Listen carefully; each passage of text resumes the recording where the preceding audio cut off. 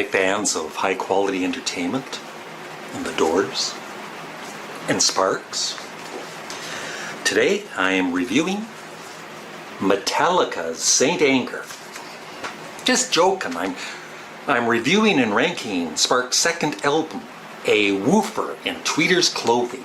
Later today I'm going to listen to this for my Does This Album Suck series. Please pray for me. Thank you. So, as I said in the first album I reviewed and ranked, I'm doing the production, album cover, lyrics, favorite song, least favorite song, and then the album rating and ranking. So, this was released in 1973. I actually forgot. I should have read a little blurb about this album, but it was produced by James Lowe, who was in the Electric Prunes. I love that. That's your typical band name from the 60s, the Electric Prunes. And the album cover. And I always was kind of annoyed with that album cover because he's like Ron Mael is blurred out, and I couldn't figure out why they would release that, because the back cover is much nicer, at least, at first. But then I read that,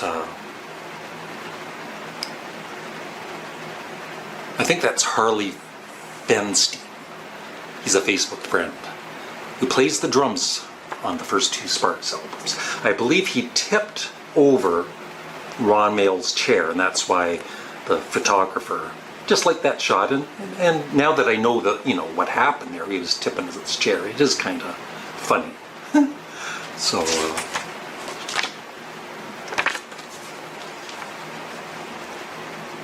at least to me, I have a sense of humor, unlike you. So as I said in the first for the first album, Sparks, I'd first heard and bought, or I first bought and heard Kimono My House and Propaganda in 1974, and I was a huge Sparks fan. And so I bought their first two albums together at the same time, Sparks and the Woofer in Tweeter'S Clothing, and I really liked the first album. The second album I thought was really weird, and I was disappointed, and I almost kind of thought it was bad. But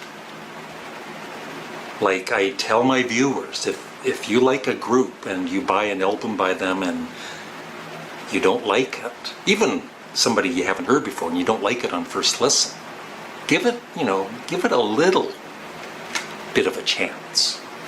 And through the years, I've become a fan of A Woofer in Tweeter'S Clothing. So we'll talk about the production. It's a 7 out of 10, just like the first album. It's good. It could have been maybe a tad better, but I wasn't asked to produce the album. The album cover, it's an 8 out of 10. Sparks are pretty well known for having some of the best album covers, at least for Sparks fans. Sparks fans love their album covers. This is a good one, but it's just an 8. Lyrics. Like I said, for a lot of the albums, I'm going to be giving the lyrics a 10, except for maybe 2 or 3 albums. But Ron Mael mainly does the lyrics, and they're just so wonderful.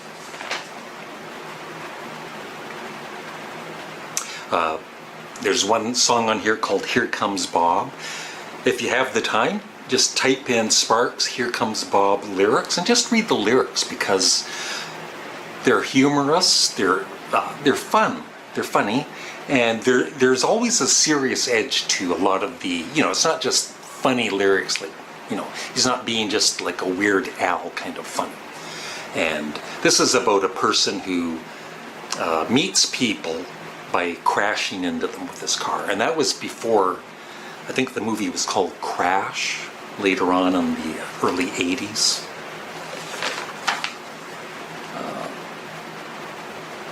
My favorite song, just like the first album, is the last track, Whippings and Apologies. It's a heavy track.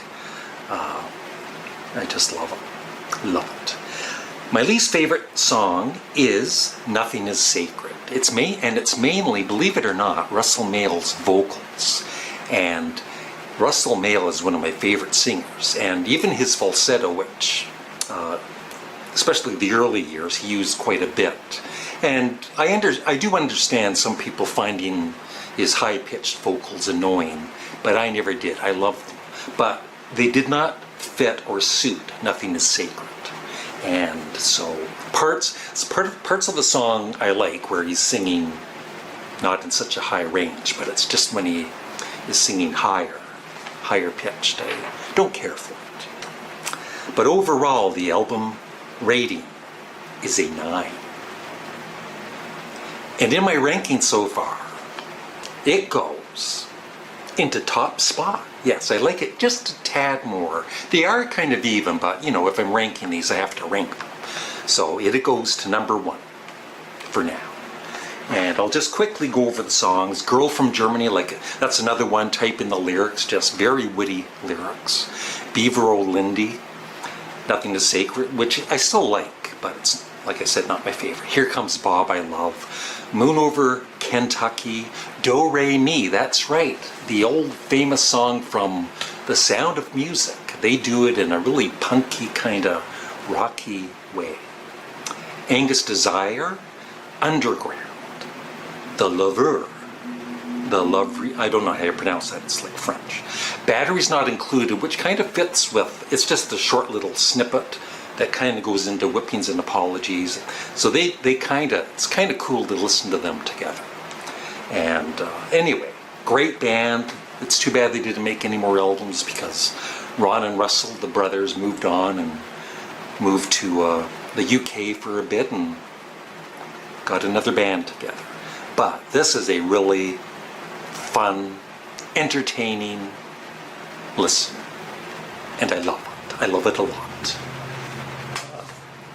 Thank you for watching. And I'd love your thoughts on a Woofer and Tweeter'S clothing in the comments section below.